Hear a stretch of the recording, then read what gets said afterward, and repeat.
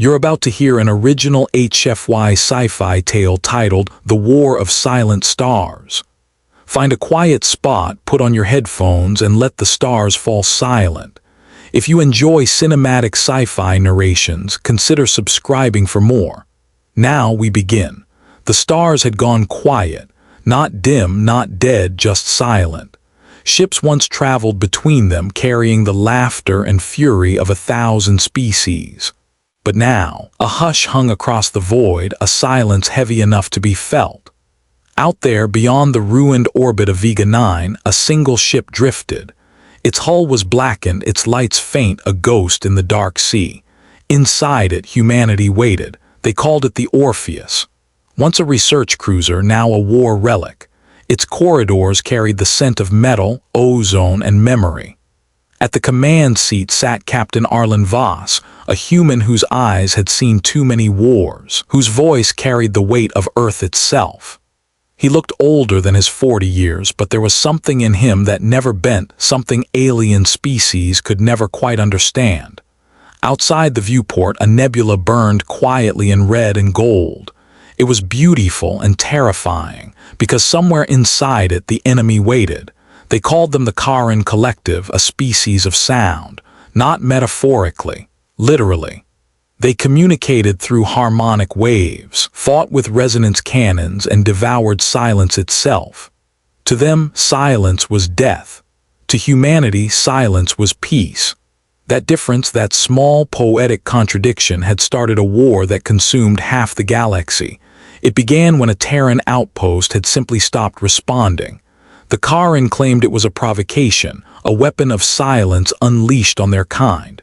Humans called it a comms failure. But once blood is spilled among the stars, logic burns with it. Now, the Orpheus was the last Terran ship left in contested space. Voss looked across the bridge. Cadets, barely adults, stared at him from their stations. Wide eyes, trembling fingers. "Sir," whispered Ensign Hale, voice shaking. Why do we stay here? Why don't we return home?" The captain didn't answer at first. He looked out the window, watching the silent nebula twist like a dying flame. "Because," he said finally, voice deep as iron, "we're not running from ghosts. We wait for them." The cadets looked at each other. The ship creaked. Somewhere the life support system hummed softly, the only sound left in the world. That night, if night still meant anything out there, the Karin came. The stars themselves seemed to vibrate. Sensors screamed, unable to translate the frequencies. The hull shuddered like a drumskin struck by invisible hands. The silence broke and war returned. The Karin fleet emerged in perfect formation, silver ships that rippled like liquid sound, each movement accompanied by a hum that could shatter bone. Their flagship pulsed with waves of color like a heartbeat across the void. On the bridge of the Orpheus, Voss stood tall. He didn't flinch, didn't blink. He simply said, "Raise the mirror field." A shimmer spread across the ship, a reflective distortion that bent space and sound alike. The humans had built it using fragments of Karin tech, a desperate stolen defense. The alien chorus screamed in frustration as their sound waves died against it. The Orpheus returned fire, not with sonic resonance, but with old, brutal weapons. Slug rounds, rail cannons, nuclear spears forged in human stubbornness.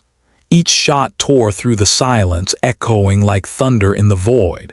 The Karin had never understood it, the beauty of human noise, the laughter, the cries, the rage. Now they did. The battle raged for hours. Half the cadets were gone before dawn, their names flickering out on cold monitors. But the Orpheus didn't fall. It refused to fall. In the end, the Karin flagship drifted broken, its harmonics fractured. The collective fell silent for the first time in their history, and that silence spread. The surviving cadets gathered around the viewport, staring at the dark remains of the alien fleet. "Captain," Hale whispered again, voice barely there. "Why do we rest beside them? Why not drift away? Why stay near their dead?" Voss turned slowly. His eyes were tired, but there was something infinite behind them. "Because," he said softly, "I don't fear them. The cadets didn't understand, not fully, but they felt it. The meaning lingered in the air like the faint hum of the engines. Humanity didn't rest beside their enemies out of arrogance. They did it out of understanding, out of something the Karen never had: compassion. Voss closed his eyes. "Signal Earth," he said quietly. "Tell them the stars can rest again." The Orpheus powered down its weapons, its engines dimmed.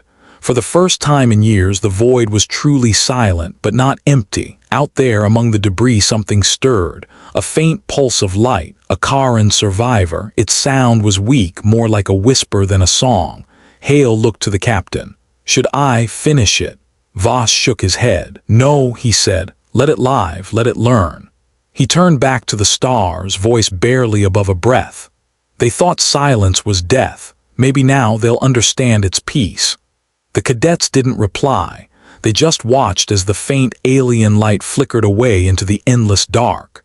That moment, that fragile human mercy would ripple across galaxies. It would be told in alien tongues for centuries, as the day humanity ended a war not by conquest, but by empathy. And as the Orpheus turned toward the faint blue glow of home, the stars began to whisper again. They whispered of the race that had walked through sound and fire and death, and came out still human. And that day the galaxy learned humanity doesn't conquer, it endures. Headphone, if you enjoyed this story, make sure to like, share, and subscribe to the channel for more epic HFY sci-fi tales. Until next time, stay human, stay unbroken.